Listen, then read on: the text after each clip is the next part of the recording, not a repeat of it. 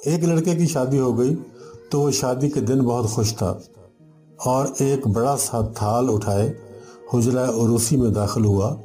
تھال میں بہترین کھانا موجود تھا اور بہت سے میوہ جات بھی موجود تھے۔ کھانے میں سے بڑی اشتہا انگیز خوشبوئیں اٹھ رہی تھیں۔ دونوں کو بڑے زوروں کی بھوک بھی لگ رہی تھی۔ لڑکے نے بیوی سے کہا، چلو کھانا کھاتے ہیں۔ لڑکی نے کہا، مجھے معلوم ہے تمہاری والدہ نے بھی ابھی کھانا نہیں کھایا، آپ ان کو بلا لائیں، پھر ہم سب مل کر کھانا کھائیں گے۔ لڑکے نے کہا، وہ تو سو چکی ہوں گی، تم رہنے دو، ہم دونوں ہی کھا لیتے ہیں۔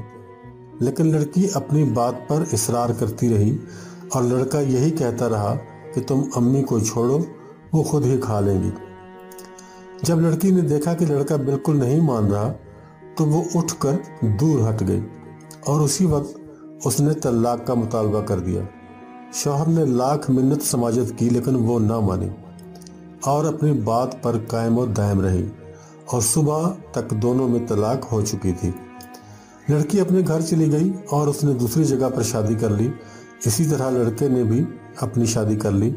کافی عرصہ ایسے ہی گزر گیا، دونوں کے بچے ہو گئے۔ اس عورت کے 3 بیٹے تھے جو اپنی ماں سے بے حد محبت کرتے تھے اور اس کا ہر طرح سے خیال بھی رکھتے تھے۔ عورت بہت خوشحال تھی، روپے پیسے کی کوئی کمی نہ تھی۔ پھر اس عورت نے حج کا ارادہ کیا اور اپنے بیٹوں کو ساتھ لے کر زاد راہ باندھ کر چل پڑی۔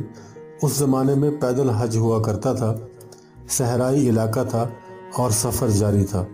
عورت نے ایک جگہ ایک آدمی کو دیکھا جو بہت برے حال میں تھا، اڑے ہوئے بال، پھٹے پرانے کپڑے، بھوکا پیاسا اور بہت بری حالت میں تھا۔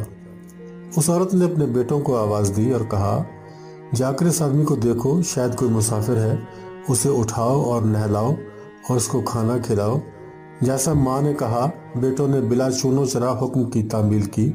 نہانے دھونے کے بعد جب اس عورت کی نظر اس شخص پر پڑی تو وہ حیران رہ گئی۔ یہ اس کا پہلا شوہر تھا جس سے اس نے پہلی ہی رات طلاق لے لی تھی۔ عورت نے کہا، یہ کیا ہوا تمہارے ساتھ؟ وقت نے تمہارے ساتھ ایسا کیا کیا کہ تم اس حال کو پہنچ گئے؟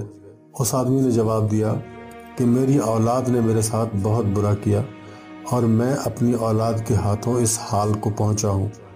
عورت نے کہا، تمہاری اولاد نے تمہارے ساتھ ایسا ہی برتاؤ کرنا تھا کیونکہ تم نے بھی تو اپنے والدین کے ساتھ کچھ اچھا سلوک نہیں کیا تھا، تو پھر تمہاری اولاد تمہاری خدمت کیوں کرتی؟ میں تو اسی دن جان چکی تھی کہ تم والدین کے جملہ حقوق ادا نہیں کرتے اور نہ ہی تم آئندہ ایسا کرنے والے تھے، یعنی نہ ہی تم آئندہ یہ حقوق ادا کرنے والے تھے۔ اس لیے مجھے بہت خوف محسوس ہوا اور میں وہیں تم سے الگ ہو گئی، اور اب تم دیکھو میری اولاد میری کیسے خدمت کرتی ہے، کیونکہ میں اپنے والدین اور اپنے شوہر کے والدین کی خدمت کر چکی ہوں اور ان کا میں نے بہت خیال رکھا ہے، اور آج تم دیکھو میں کہاں ہوں اور تم کہاں ہو۔